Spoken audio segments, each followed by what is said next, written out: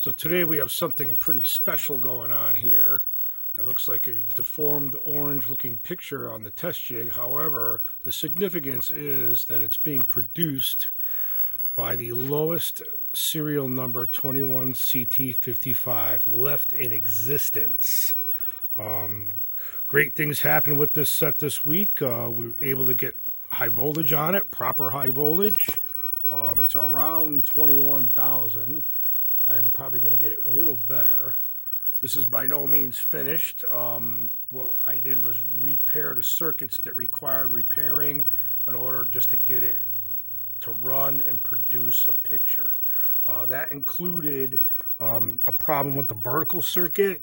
It was giving me quite a run here. In fact, David, the previous owner, was playing around in here, and those two resistors that are tied together are actually the B plus feed to the vertical, and they kept burning. And what I found out was that the oscillator was not running at all. What was happening is that the 6BL7 was slammed into conduction and burning up the B plus feed resistor.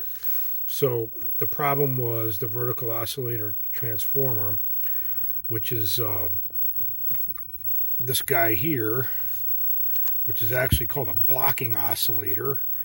Used in a lot of other TVs, not just this one. What it does is it inverts the output signal to the input signal, and this transformer is wound in such a way that they cancel each other out, and all you have left is the desired signal that you're looking for, and your signal path is this way.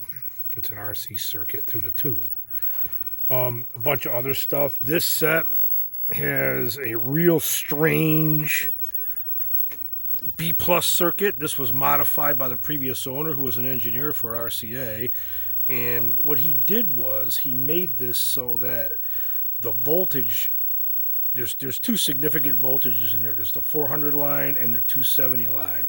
I've been watching the 270 line because that's the one that feeds the signal circuits, and the 400 line feeds the deflection circuits. And this thing's been rock solid, boy. Again, repaired just what was necessary to get it on the road here. Replaced caps, just jumped out caps in the power supply that needed doing. A lot of these coils are open. I jumped in out with DigiKey coils. I'll get the right ones. And again, for what it is, it's good to see it running. So the signal circuits are good, the vertical circuit, deflection, high voltage, video.